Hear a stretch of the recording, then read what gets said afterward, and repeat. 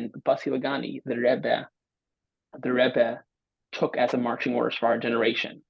And the Rebbe would take apart a Basi Legani every year. Um, and you take one parak out of the 20 prakim that the Friedrich Rebbe gave to us, and you slowly digest it. And what happens is every year the Rebbe would digest it more, and we would have more broken down information of what is meant for us in this generation. So this year's Basi Legani is the 14th chapter, and the Rebbe has two maimarim on it. And what happens is basically it's a very powerful maimar. That's the answer in short. Okay, let me get everyone involved, everyone in. Let's mute everybody, and let's get started. Okay, so this year's Basi Legani is chapter 14. And every year before the Rebbe breaks down the chapter of that year, the Rebbe does a recap of the previous chapters. And what's interesting is in the recap, there's a lot of chidushim. In fact, sometimes if you know a lot of the medrashim of what's going on, you'll see sometimes the Rebbe even takes one medrash one year and takes a medrash that seemingly has a different perspective, the opposite perspective seemingly, and goes with that side and builds from both sides of the Torah, from both sides of seeing it and applying it to our lives. So this year's Basi Legani, we'll start from the beginning and we'll take it apart. A lot of this information you guys probably know, but you'll see there's treasures in it. So Basi Legani, what's going on in Basi Legani? So Basi Legani is actually Shlomo Melech describing Har Sinai. Basi Legani, I came to my garden. Hashem is coming. The Yidden worked very hard. They left Mitzrayim. Mitzrayim was, intense, backbreaking labor. A lot of them unfortunately died from this labor. It was an intense thing. They spent a lot of time during the 50 days between leaving Mitzrayim to coming to Har Sinai and doing a lot of avodah. And they finally get to Har Sinai, and Hashem comes to them and he says, "Guys, thank you for bringing me to my garden." In other words, it's not a place that you guys are bringing me as a stranger and welcoming me. This is my place. This is the place where I like to be. This is my home. And he uses the term garden. A lot of times we use the word dir betachtainin. We use the term that we're making Hashem a home. Hashem describing this place as a garden in some ways is way, way deeper. Why? Because a garden is a very special place. A garden, for a lot of people have a garden because you got to have a garden in front of your house. A lot of people have a garden because, it's got to look beautiful. A lot of people have a garden because, you got to have a break sometimes, and the garden's a good place to take a break. And other people have a garden because a garden is a place to go and come back into yourself. In other words, a king is not somebody who needs to show off. A king is not somebody who needs to take a break from the world, from reality. A king has a certain richness inside of him. And what's going on is he goes to the garden to step back into himself. He goes to the garden to, quiet the noise and reclaim what's going on inside. So when we're describing this world as God's garden, this is a place where Hashem likes to spend, so to say, where he gets to be his full self, where he gets to take a break and just enjoy. It's a place of pleasure. It's a place, and when we say pleasure, we mean taina. We don't mean, pleasure as, you had a good steak. We mean pleasure as in you got to be with yourself. You got to be with what's truly you. And obviously that includes being with family. That includes anyone who you enjoy being around and let you be you. It could be a good friend. It could be a spouse. It could be, so the Eibishter, Hashem, is describing this world as his garden, his place of tainut, his place of basically being his full self. Now,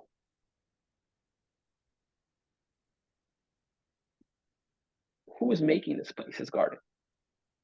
And everybody's going to go in and say, "This is us." What does that mean? No, Hashem is describing this place as his garden, right? Hashem is describing this world as his garden. So where were you till now? So the Medrash goes into explain. There were people who did averas, and what happens is Hashem stepped out of this place. But what happens is tzaddikim came and they made Hashem welcome back here. They created kalim for Hashem to be here in a way that Hashem could be here and us in our own existence could be here. And what happens is the Rebbe goes on to say is tzaddikim. This is all of us. This is the Amcha Kulam Tzaddikim. Each and every one of us is a tzaddik. Now, obviously, there's what to look in. What does that practically mean?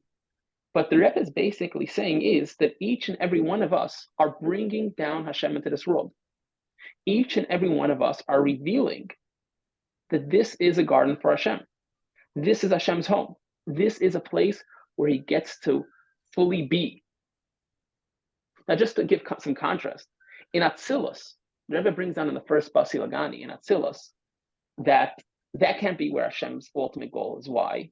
Because Atzilus is not the full revelation, but it's revealed that Hashem is there. It's revealed that Hashem is there. Everything about Atzilus is saying, hey, Hashem's here, I come from Hashem, right? So then why? What would be the goal? Because all what it's doing is creating not a full revelation. So the Rebbe goes on to say is, versus here, in this world, you don't see Hashem. You don't see Hashem. You walk around and you see manure. you see a whole bunch of hak and shainik, and like, where's Hashem going on? And the Rebbe says, oh, that's your invitation to start, planting and spreading around and reveal the beautiful garden, right? So what's happening here is the Rebbe is saying is we're bringing out the garden. We're bringing out Hashem's pleasure, Hashem's being his full self down here in this world. And the Rebbe goes on to say, is where does this happen? This happens in the Beis Hamikdash. This happens, he goes on to say, is b'seicham, in each and every one of us. Each and every one of us is a Beis Hamikdash. Each and every one of us is bringing and revealing Hashem. And what's interesting is the way he breaks down this year's Basi Legani, at least the way I understood it, is he goes on to say is that the Beis Hamikdash's function is v'shachanti. The Beis Hamikdash's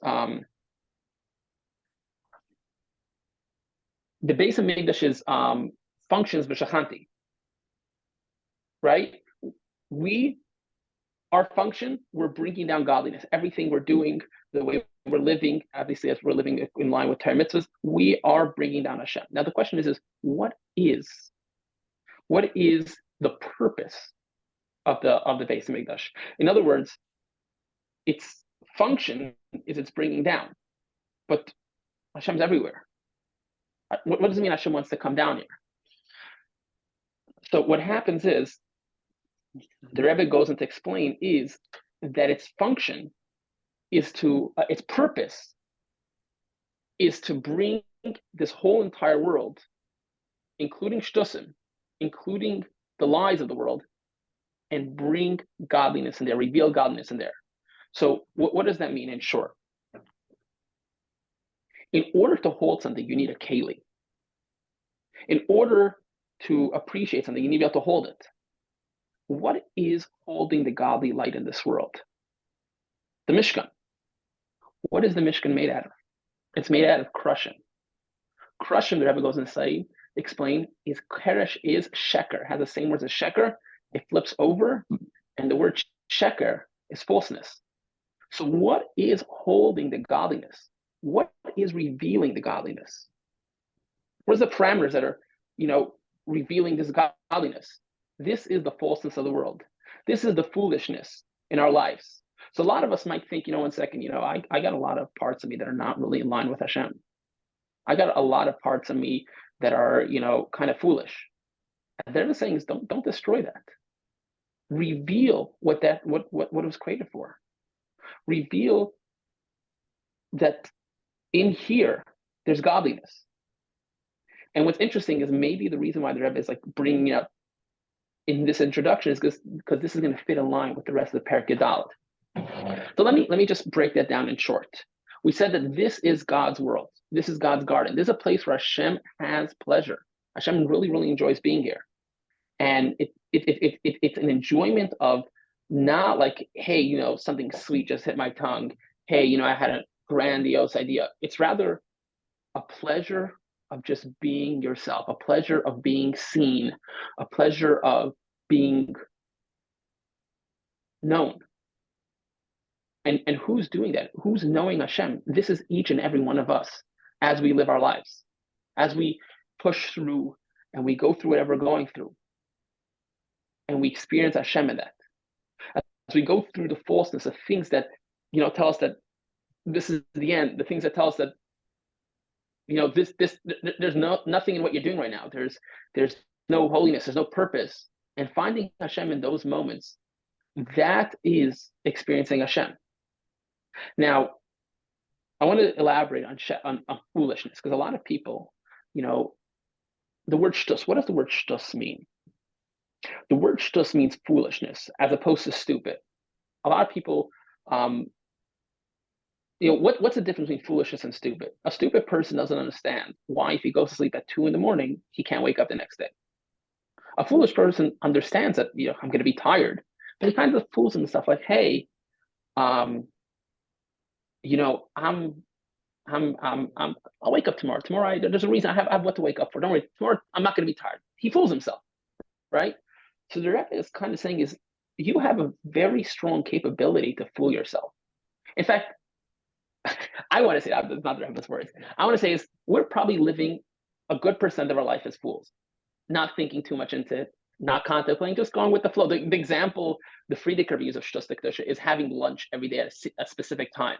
Like, why does it have to have a specific time? And if you want to know why it's foolish and you need explanation, let's contrast it, the Frierdiker says, with davening with a minyan. Davening with a minyan, you somehow find different reasons why it doesn't have to be every day at the same time.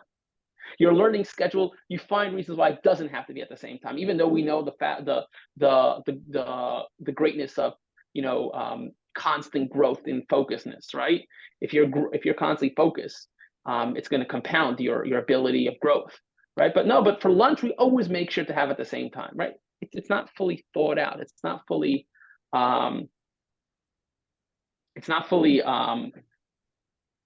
right. So what happens is, the Rebbe goes into say is, this idea of not thinking, you could either beat yourself up for, you call yourself names, I'm such a fool, I'm such this, or what you could do is, you could say is, hey, how can I use this for Hashem? Stay a few minutes after davening. But I might miss the trick. Yeah, be a bit foolish. Be extra kind. One second, yay, fool yourself. You're capable of being the fool. Be the fool for Hashem. Use it out for Hashem. And before you know it, you're gonna, and not before you, this is where you want to reveal Hashem. So a lot of times the faults that we're finding in ourselves, if we just pause, if we just slow down, we could find how to use those non-godly traits for God. And we can find that they're custom made by Hashem for us. Diamonds take years of, being stuffed together by the ground. And there's so many things that go on to basically create the shape that it's holding right now. There's so many things that happen in our life to create the foolishness that's happening in our life. And here we're like beating up, fighting with reality, fighting with history, fighting with our decisions. And they're saying is, hey, dude, you have this ability to not think about stuff so much. Use that for Hashem. I mean, you've learned to numb a certain part of your brain and just do what it takes. Okay, you use that for Hashem. That's yeah. So basically, we are finding Hashem, and we are bringing Hashem in the highest and deepest of places. Now, the Rebbe goes into this. So that's the beginning of Basi Legani. That is mainly the first five chapters of the Frierdiker Rebbe's Basi Legani. Now, the Rebbe goes on to say is that right now, we are at the edge of Mashiach. Right now, any second, Mashiach's going to come, right? And we know it, being a believer and getting educated in our belief that Hashem is constantly recreating the world every single second. It's a creation away, and we know we're constantly being created. So this is any second, Mashiach's coming. And the Rebbe goes on to explain is, right before Mashiach comes, there is an intense battle. What do you mean there's an intense battle? So there's a battle of Netzach. What does it mean, a Netzach war? A Netzach war is a war that you must win. What does that practically mean? You'll have certain kings who will go out to another country because they want to expand their ego, which practically means is they want to be empowered over more people. They want to have more money. They want to have more honor for being a mighty warrior. But either way, it's it's an expansion of self, and they're going. Now, what happens if they lose the battle? I mean, it's embarrassing. There's a certain part of yourself dies, or gets sacrificed for a higher capability of going past your ego. But what happens is the king doesn't have to win that war. It really sucks if he doesn't win, but doesn't have to. Then there's certain wars the king must win. For example, if the king stands for certain values and somebody is rebelling against him and saying we're going to have different values, if the king doesn't win this war, if he makes a truce, at this point the king's not worth having a king. He's not worth being a king. Like I'm not a king if these laws are applied. If I can't have what's important to me in my kingdom, so at this point the king must win.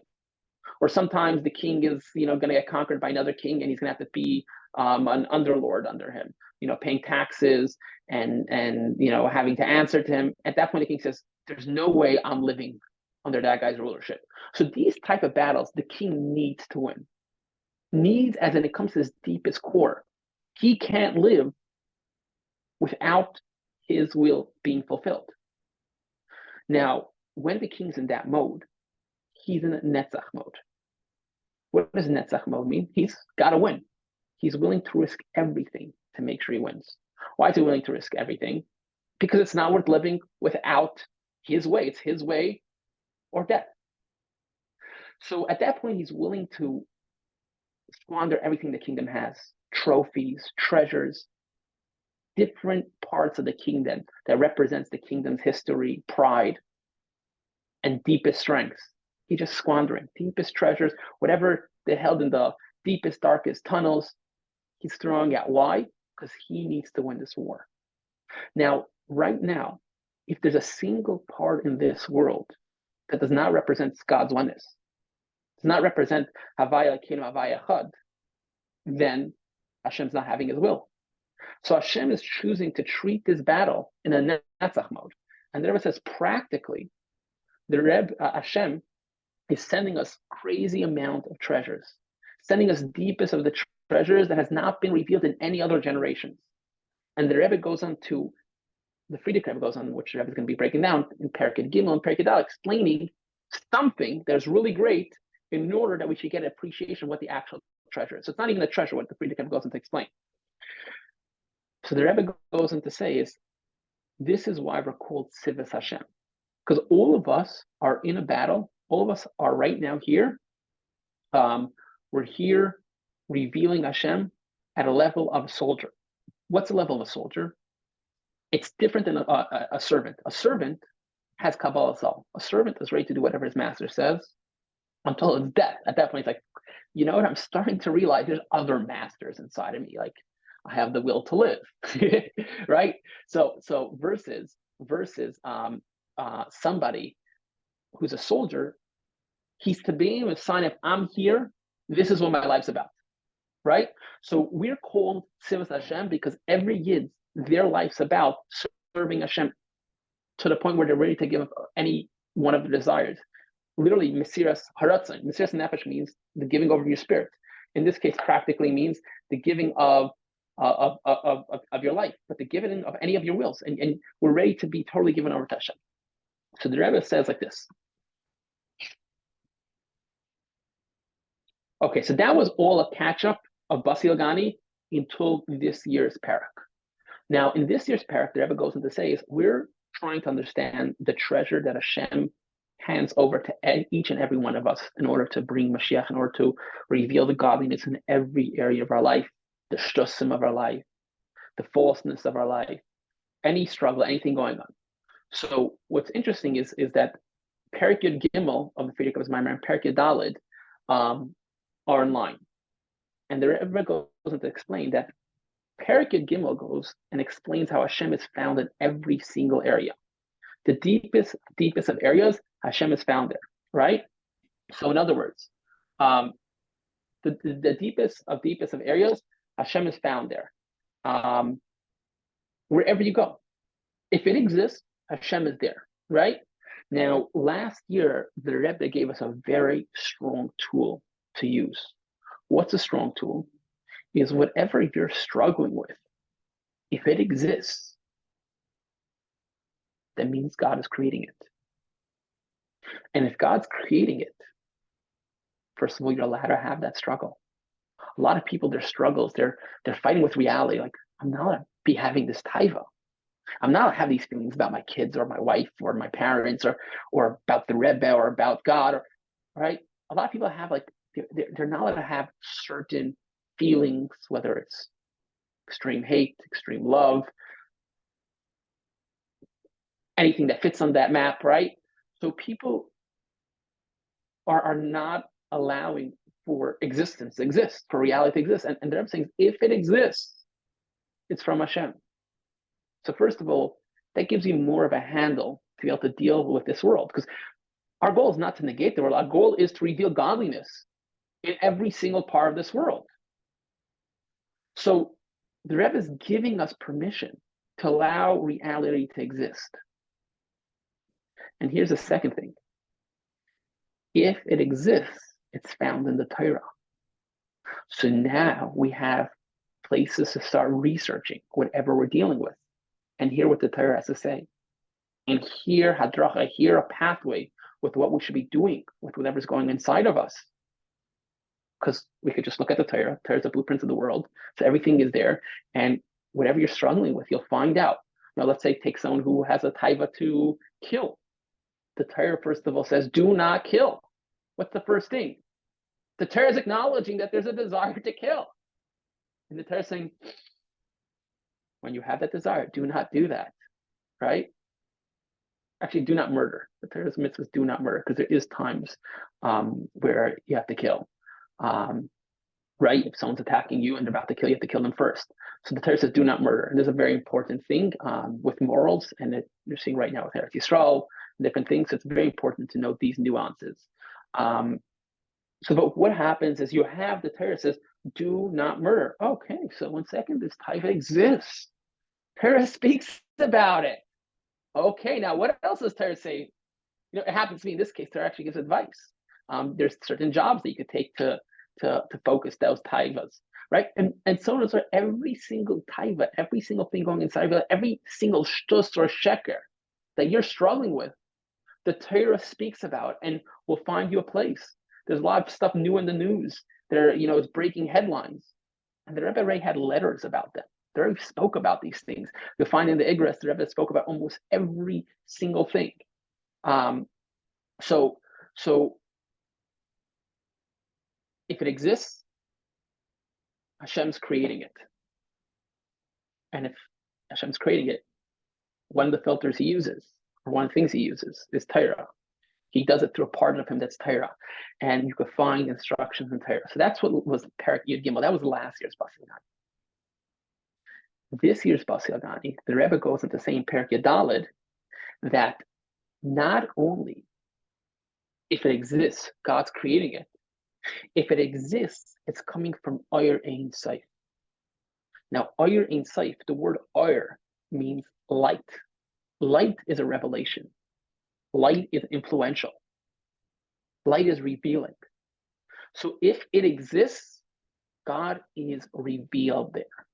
So not only, you're going through your struggle, through your darkest of times, you're like, okay, God's here, God's here. If you actually work it through, you will find Hashem there, right? And just to break it down, the Rebbe gives an interesting map. And the map is, he says, the Frierdiker Rebbe brings down the Maimer. It says, Va'ata mechaya es kulam. Hashem, you give life to everything. And the Tanya, Alter Rebbe Tanya writes, don't read mechaya, don't read Hashem, you give life to everything. Rather read, you give everything existence.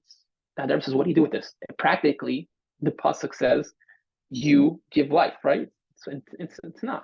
It says, you give life. What do you mean? Don't read, you give life, rather you give existence. The Rebbe says like this. You actually translate both. The Be'ata Mechaya, the Hashem, you give life, gives you insight to the deeper version, which is you give existence. In other words, if you right now wanted to find Hashem in your life, you don't have to believe that God exists. You could clearly know that Hashem exists, just look that everything has life. Where does that come from? When you think about it, common sense tells you there's something here giving everything life, right? There's something here giving every single thing life. Okay, that's God. Now you might want to go into what's God, and that's where faith might come in. What are the actual mitzvahs? God's communication to us. That's where faith, comes in, and then even there you could find back and forth. And I'm not going to go into that. And what's the final answer? I'm going to leave it. But if there's life, there's got to be something giving it, and that's Hashem. And the Rebbe goes and say, and when you start spending time living in the idea that Hashem is giving everything life, you start making it the place where you come from. You'll come to another realization. What makes everything exist? And that is obviously Hashem. So you start with the Atam Echaya, you give everything life, and then you get into a deeper version, Hashem, you give everything existence. Now, what happens is, this is also a map to when you're struggling. When you're struggling, the first thing you got to hand over is, this is from Hashem. Don't fight with reality. Don't deny its existence, because if you're going to deny its existence, you can't have a skafia. You can't have a skafia. You can't hold back. You can't bend yourself or find light in the situation if you're not agreeing it exists. You have to acknowledge there's a feeling. There's a feeling of rebellion. There's a feeling of distrust. There's a feeling of, hate, love. Do I want to give that attention? You're going through a hard time. You're going through a struggle. It's going to turn out to be the best. Okay. Now, how are you going to reveal that's the best? No, but it doesn't exist. If you're not allowing it to exist, then how's it turning to the best? Like, either it does exist or it doesn't exist, right? So the first thing is, hand it over to Hashem. And as you hand it over to Hashem and you start going through the footwork, you start seeing how it's Gila. You'll start openly seeing Hashem in your struggles. So the point you'll do is Habcha, you'll start revealing. These struggles will be the structure of your Mishkan. They'll be the Karish. They'll be the pillars that hold your Gili together. You'll be able to turn back. And what is your Mishkan? Your foolishness. Your lies. They were once lies. They were once foolishness. And now they're holy. Now they're revealing godliness. If you're struggling with the word lies, the whole idea of existence is a lie. In other words, the idea of that we exist is a total chiddush. Like, the only thing that really exists is Hashem. So Hashem is constantly recreating us as a chiddush, and then we are causing that. It shouldn't be a lie. In other words, if right now, if we right now never use the iPhone for godliness, when Mashiach comes, it might not exist anymore. By us using the iPhone for godliness, we're bringing godliness into its existence, revealing how it's a piece of God, and then it has a place when Mashiach comes.